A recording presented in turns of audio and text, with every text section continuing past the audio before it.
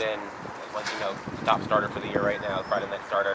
What have you seen from him since you've gotten here, and how has he kind of maybe set himself up for that role? Yeah, I mean, instantly you know why he sets himself up for that role. He has a big league mindset. He's always out here wanting to grow, get better. He focuses on the right things. He concerns himself with the right things. He's been very impressive. He reminds me a lot of the guys that play at the highest level, and there's a reason why he's been successful here at the University of Miami, and it's very evident to me with his mindset and his attitude. JD mentioned Rafe is going to be the number 2 this year. These guys mainly come out of the bullpen for Miami so far. How do you expect that transition to be to the starting spot? I don't see any hiccups or any bumps along the way, right? Aside from what any typical pitcher would face.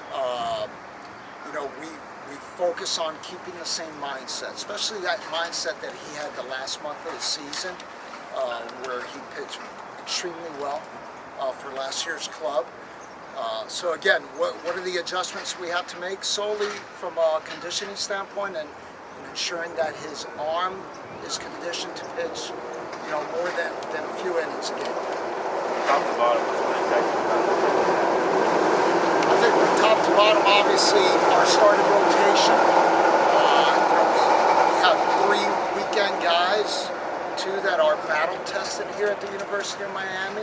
Eric Hernandez is a young man that we're extremely excited about, that had a great year last season for Miami-Dade College.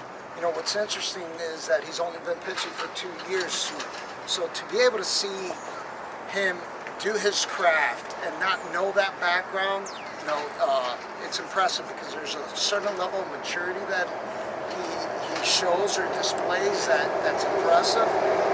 I think as you go down the pitching staff, the excitement about this young group of guys, very talented, good stuff, that just need to learn how to do it at this level, right? And there's a process to that, and that takes a little time, and hopefully that time is a little shorter than longer. You guys have a very busy start to the year, 4-game series, and I think a Wednesday game. How do you, obviously guys aren't completely stretched out yet at the beginning of the year, so how do you kind of manage a pitching staff kind of through that? Yeah, we actually did stretch out more than our typical number, just so that we could be ready for this first weekend. And even the guys that have been stretched out, right? There's a pitch count to them that is not as long as it would typically would be, just because it's the start of the season. So, like we've told the boys, everybody's going to be up, and everybody needs to be ready to pitch. Coach, part of your role with the team now is helping athletes develop their mental skills. Can you talk a little bit about what exactly that entails and what you do on a day-to-day basis with your guys?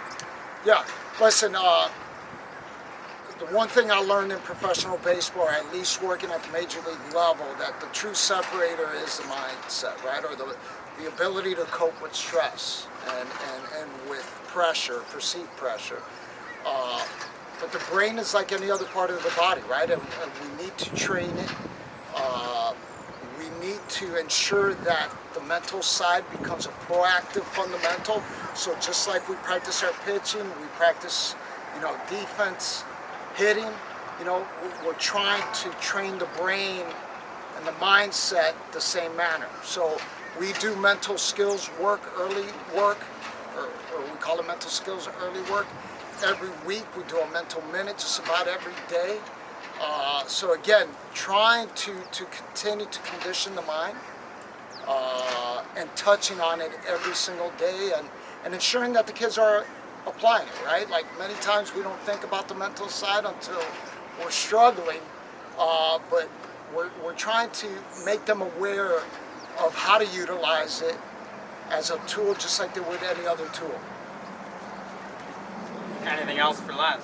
Coach, obviously with your roots at Coral Gables High School and here at University of Miami, what's it like being able to be at the forefront of a new era of Miami baseball? It's great. I mean, very lucky, very blessed. I feel that everything I've done up to this point, including being, a 12th grade American government teacher and a high school coach, and then short time at Barry, then that journey with the Red Sox, and even my short stop at Nova Southeastern University has prepared me for this moment. But I think more importantly, being able to not only work at my alma mater, a place that I care dearly about, but work alongside someone that I consider an older brother, someone that took me under his wing when I was a student athlete here. It's special. It's awesome. Coach, what's it like to work with a head coach now that he's also a pitching-oriented coach? He's been the pitching coach for a long time. He was also a pitcher here himself. We joke about it all the time because we've always talked about pitching, and obviously our foundations, our origins probably come from similar places, having pitched here. And so the philosophies are very similar, but as soon as you start working alongside each other, you realize, there are certain differences, and I think those differences play off each other and allow us to grow, and see maybe a different perspective that you hadn't thought about before. I think it wouldn't be productive if we all thought the same on every single situation. And I think that's one of the challenges of coaching at the college level, right? You're surrounded by the same people every single day, so it's very easy to create this groupthink mentality. So again, I think the different experiences, whether it's Darren, Jonathan, JD, myself, different backgrounds, but also there's some connection and similarities. I think that's allowed us to grow and maybe look at things a little differently. I talked to JD in the fall. He said that he tried to stay away from the pitchers as much as possible to give you that autonomy with the staff. How was he successful at doing it? How was that? He's been awesome, and I think he's done a little too much, to be honest with you. I not because he's my boss, but I value that. I value his insight. But it's been awesome. It's been awesome when we don't agree on certain things and being able to bounce off each other. Again, I think that's when real growth occurs. And I hope he thinks the same way. But this has been a last few months that I've been able to grow and look at things differently in certain areas, and I hope that I've done the same for him as well. JD mentioned, I think last week, kind of like having more people, or not having people focus on analytics. So what analytics do you like to bring in, to your coaching? Do you like to use high-speed camera stuff, spin rate data, stuff like that? Is there anything that you like? Yeah, listen, there is nothing. We're not missing anything here. I go back to my days with the Red Sox. Everything that we had there, and at that point in time, we were a very progressive organization that was looking at not only analytics, but sports science, and trying out new technology that has become mainstream now in the game. There's nothing that we're missing here. I think, the administration and JD have provided every tool that we need, but again, this is baseball, right? So it is a tool. And so to answer your question directly, I think technology, data, we could use it in three different aspects. Acquiring talent, right? Especially now with the portal, where it's such a fast-paced decision-making process where we have to make decisions. Well, the best part of looking at portal kids is that there's a performance history in place, right? And so what are the data points that we value as a program that allow us to identify that talent that we're interested in? When you look at advancing, right? Being able to scout your opponent and have more than baseline information and see some tendencies that are identified by our analysts do give you an advantage, right? Can give you an advantage, I should say. The kids still have to go out and perform. And I think the last part is development, right?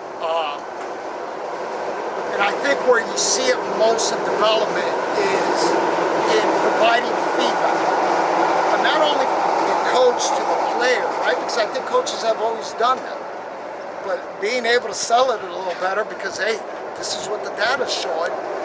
But also the player being able to understand when I perform in this manner, when I meet my objective, the performance output is what I need it to be. This is what my body feels like when I'm doing that.